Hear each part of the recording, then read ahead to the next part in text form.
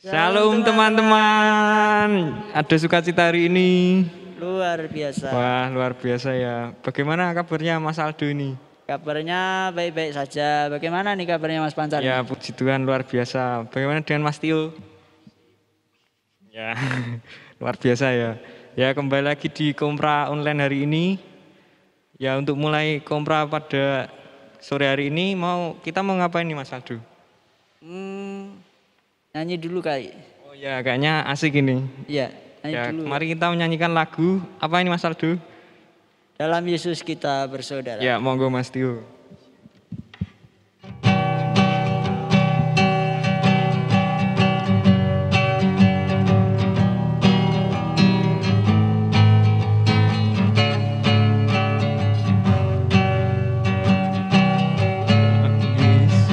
Yesus, kita bersaudara. Dalam Yesus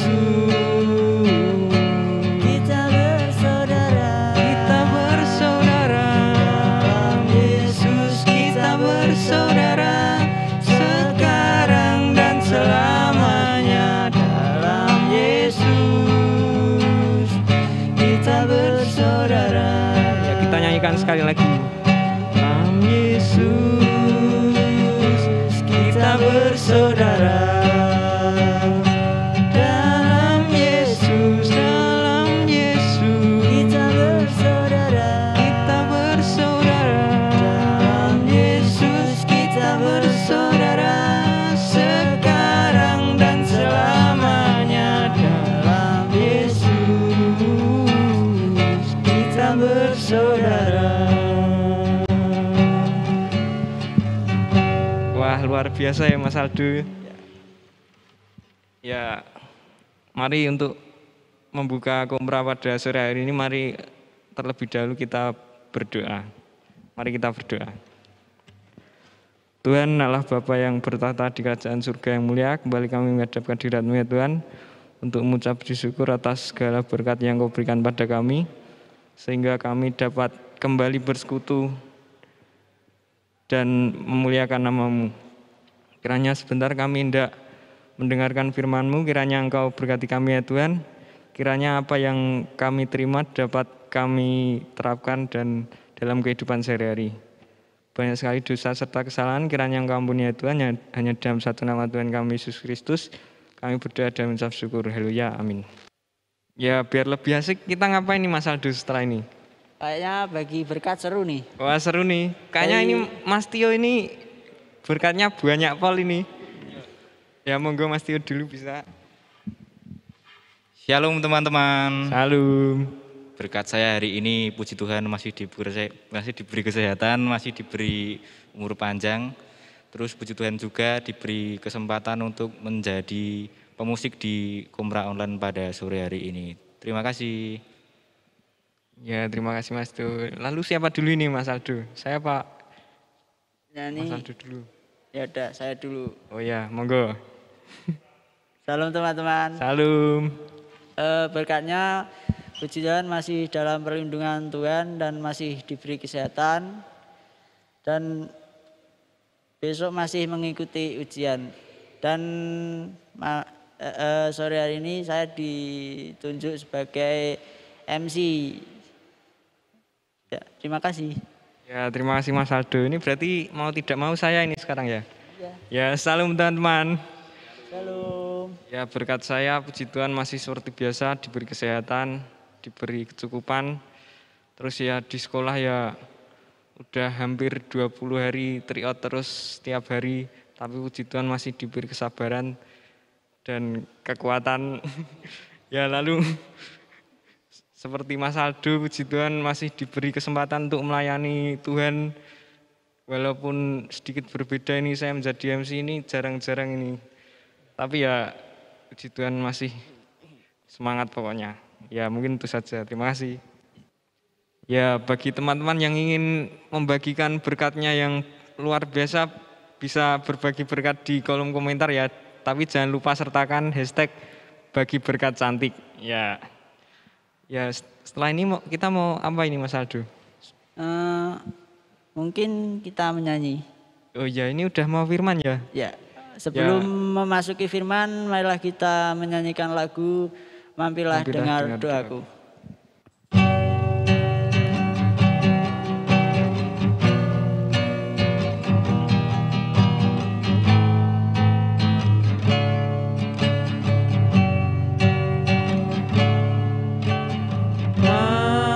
Mampirlah dengar doaku, Yesus penebus. Orang lain kau hampiri, jangan jalan terus. Yesus Tuhan, dengar doaku. Orang lain kau hampiri, jangan jalan terus. Ya, kepada Bu Indang, waktu dan tempat kami persilahkan. Selamat sore, apakah semuanya dalam keadaan sehat, bahagia dan selalu diberkati Tuhan? Amin. Mari sebelum kita mendengarkan firman Tuhan, kita berdoa terlebih dahulu. Maha besar Allah kami yang ada di surga, kami datang sujud menghadap kehadirat-Mu ya Tuhan, mengucap syukur terima kasih karena sampai saat dan detik ini Tuhan masih memberikan kesehatan dan berkat yang melimpah kepada kami. Dan saat itu Tuhan kami akan mendengarkan firman dan sabda-Mu. Urapi kami Tuhan, berkatilah kiranya kami, supaya kami mengerti dan bisa memaknai dalam kehidupan kami sehari-hari. Ajari kami ya Tuhan, supaya kami mampu menerapkan dalam kehidupan sehari-hari. Terima kasih Tuhan, dalam nama Tuhan kami Yesus Kristus kami telah berdoa. Amin. Ya, firman Tuhan yang menyapa kita pada minggu ini terambil dari Lukas 15 ayat yang pertama sampai yang ketiga, kemudian Lukas 15 ayat yang 11b sampai 32. Demikian firman dan sabda Tuhan. Para pemungut cukai dan orang-orang berdosa biasanya datang kepada Yesus untuk mendengarkan Dia. Maka bersungut-sungutlah orang-orang Farisi dan ahli-ahli Taurat, katanya, ia menerima orang-orang berdosa dan makan bersama-sama dengan mereka. Lalu ia mengatakan perumpamaan ini kepada mereka. Ada seorang mempunyai 2 anak laki-laki. Kata yang bungsu kepada ayahnya, Bapa, berikanlah kepadaku bagian harta milik kita yang menjadi hakku. Lalu ayahnya membagi-bagikan harta kekayaan itu di antara mereka. Beberapa hari kemudian, anak bungsu itu menjual seluruh bagiannya itu, lalu pergi ke negeri yang jauh. Di sana ia memboroskan harta miliknya itu dengan hidup berfoya-foya. Setelah dihabiskannya semuanya itu, timbullah bencana kelaparan di dalam negeri itu dan ia pun mulai melarat. Lalu ia pergi dan bekerja pada seorang majikan di negeri itu. Orang itu menyuruhnya ke ladang untuk menjaga babinya. Lalu ia mengisi perutnya dengan ampas yang menjadi makanan babi itu. Tetapi tidak seorang pun yang memberikannya kepadanya. Lalu ia menyadari keadaannya, katanya, betapa banyaknya orang upahan Bapakku yang berlimpah-limpah makanannya. Tetapi aku di sini mati kelaparan.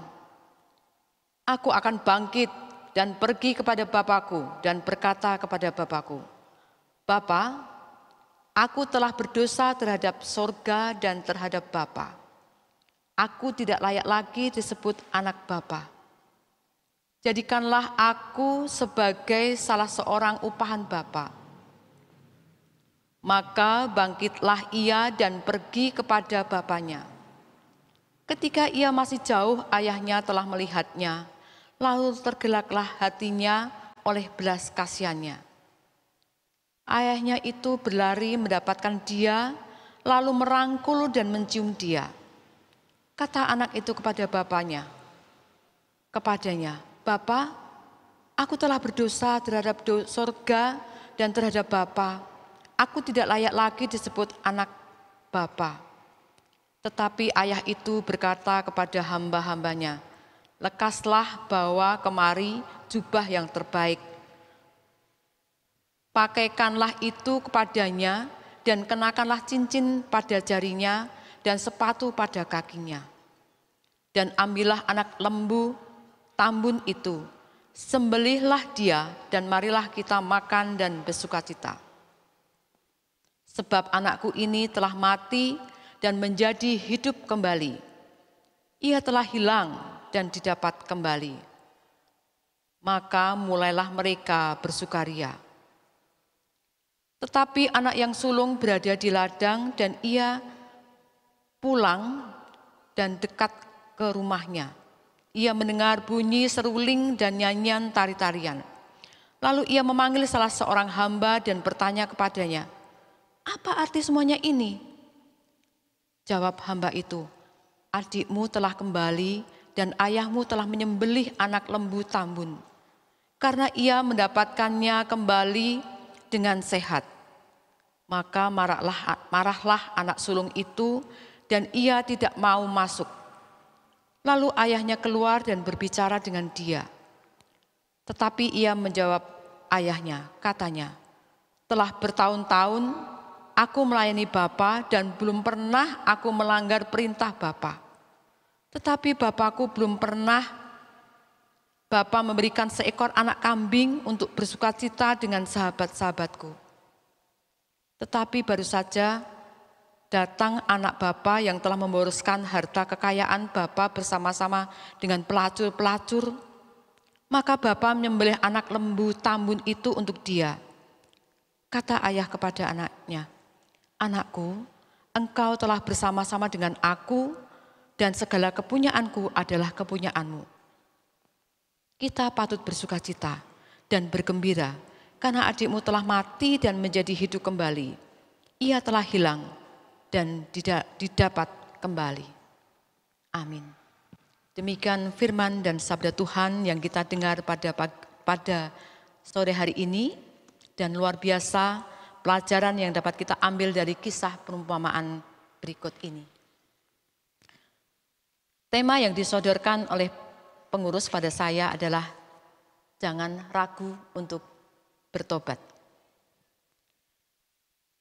Sebelum kita bahas lebih dalam, ada beberapa pertanyaan yang perlu kita jawab.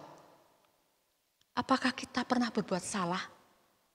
Apakah kita pernah berbuat dosa? Apakah kita secara gentleman mengakui kesalahan atas dosa yang kita lakukan, atas kesalahan yang kita lakukan? Ya, memang aku yang salah. Entah itu kepada teman, entah itu kepada orang tua, terlebih lagi di hadapan Tuhan. Teman-teman sekalian, terkadang kita ragu dan takut mengakui kesalahan. Karena jika kita mengakui kesalahan, kita bakal dijauhi oleh teman. Atau bahkan diolok-olok, atau bahkan malah dibully. Misalnya, kalau kita ngambil uang ibu kita, tentunya kita malah akan semakin dimarahin. Lebih baik tidak mengaku. Atau mungkin kalau yang cowok-cowok kalau pas lagi kumpul mungkin ada yang non-sewu ya, mungkin ada yang kentut ya gitu. Mungkin teman-teman kalau kita ngaku, teman-teman pada membuli, pada mengolok-olok. Makanya lebih baik kita tidak mengaku. Ya. Yang berikutnya, saat ini sedang masa pembelajaran daring, mengerjakan di rumah. Nah, karena guru tidak tahu dan waktu itu lagi tes atau lagi ulangan, oke kita searching aja di Google. Gak apa-apalah. Ya, hal itu dianggap sepele. Sehingga kita tidak mengakui salah, tidak mengakui dosa, bahwa itu adalah keliru. tapi kita tidak mengakuinya. Nah, kita akan melihat sikap yang benar berdasarkan Lukas 15 ayat 1 sampai 13, ayat 1 sampai 3 dan 11b ayat 32. Sebaiknya kita mengaku salah atau tidak melalui perumpamaan domba yang hilang dan anak yang hilang yang akan kita kupas. Nah, kalau kita cermati dalam kitab Lukas, perumpamaan yang dirancang untuk menunjukkan betapa senangnya Allah dengan pertobatan orang-orang berdosa. Makanya kalau ada orang bertobat, kita patut bersukacita. Patut bergembira, bukannya malah diolok-olok. Nah, dalam perikop Lukas 15 ayat 1 sampai 3 yang kita cermati, ayat 1, para pemungut cukai dan orang-orang berdosa mengikuti Kristus dalam pelayanannya. Tahu enggak kalian para pemungut cukai itu siapa? Pemungut cukai adalah orang yang mengumpulkan upeti yang dibayar oleh masyarakat disetor kepada pemerintah Romawi. Mungkin sebagian orang jahat, mereka dipandang jahat, yang mengakibatkan prasangka buruk terhadap bangsa Yunani terhadap tugas-tugas mereka. Mereka datang kepada Yesus dengan senang, dengan sukacita, dengan gigih dan antusias untuk mendengarkan ajaran Tuhan yang luar biasa, yang sangat bagus. Tetapi ayat yang kedua, para ahli Taurat dan orang-orang Farisi jengkel, bahkan bersungut-sungut, serta menegur Yesus. Kenapa? Karena Yesus menerima orang-orang berdosa tersebut dan bahkan makan bersama-sama dengan mereka. Teman-teman sekalian, sebenarnya Kristus datang ke dunia untuk siapa sih? Apakah hanya untuk orang-orang yang bersih dan tidak berdosa? Tidak. Tetapi Yesus memanggil orang berdosa supaya semua orang bertobat dan mendapat pengampunan. Jadi siapa saja yang mengaku dosa, yang bertobat pasti mendapatkan pengampunan dan mendapatkan kasih Tuhan. Kristus sebenarnya membenarkan dirinya dalam hal ini. Akan lebih menyenangkan ketika melihat para pemungut cukai dan orang-orang berdosa datang bertobat daripada melihat ahli-ahli Taurat dan orang-orang Farisi terus menjalani cara hidup mereka. Hal ini dengan keras digambarkan dalam perumpamaan di mana kedua mempunyai penjelasan yang sama. Yang kedua, kita akan bicara tentang perumpamaan tentang domba yang hilang, tentang anak yang hilang, dari Lukas 15 tadi ayat yang 11b sampai 32 yang memiliki kisah demikian. Si bungsu minta jatah warisan dan menjual untuk berfoya-foya. Anak ini tidak mau hidup dalam perintah ayahnya, kasih sayangnya yang baik.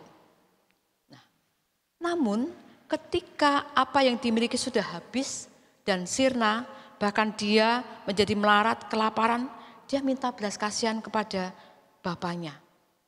Jadi ada dorongan untuk bertobat dan menyadari atas kesalahan, bahkan mengalami pembaruan dan kembali kepada bapaknya.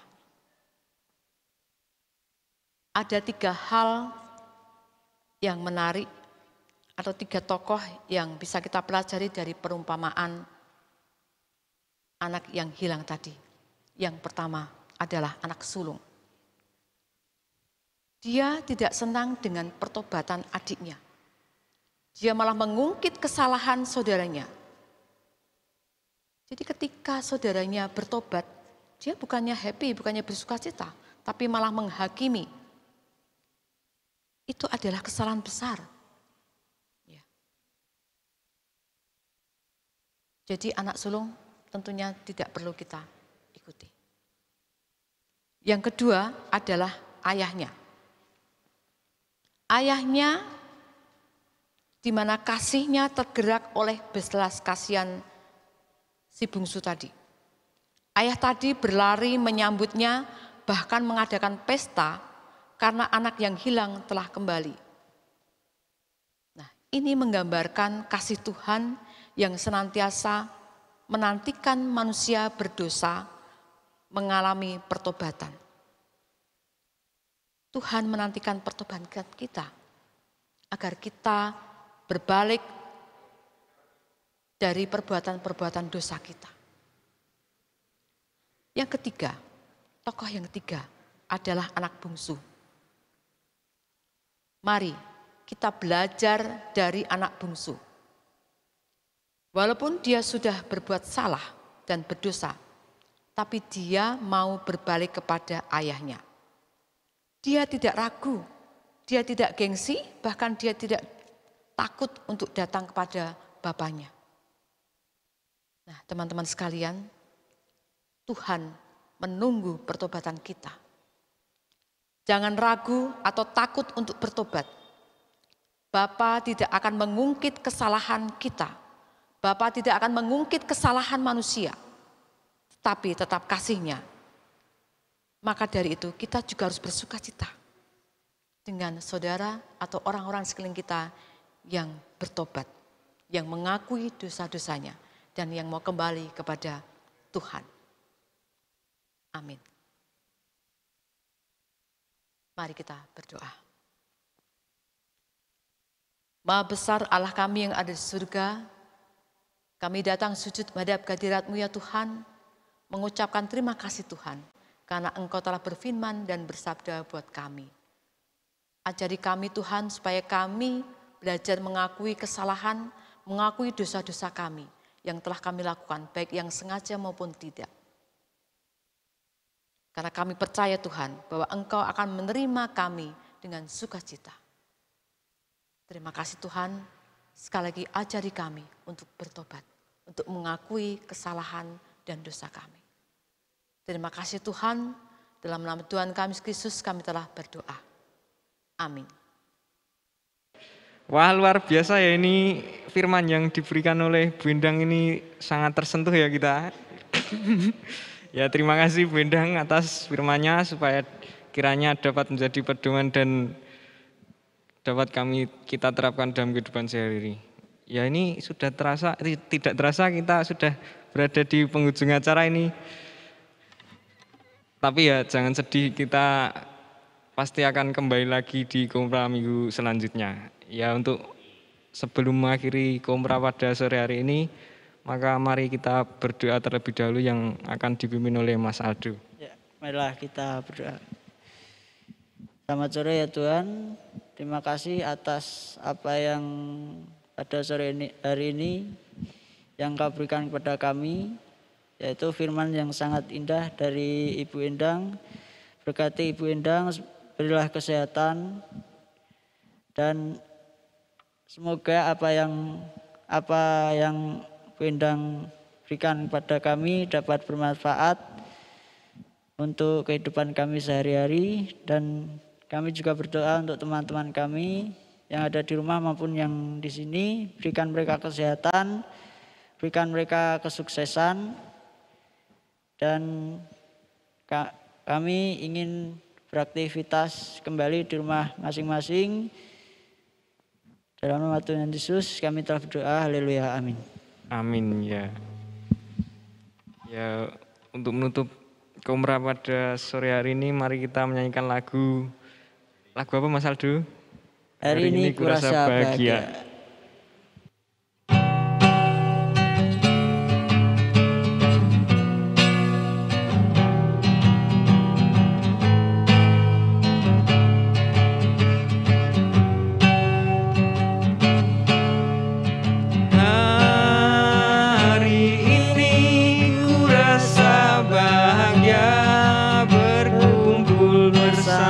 Saudara seiman,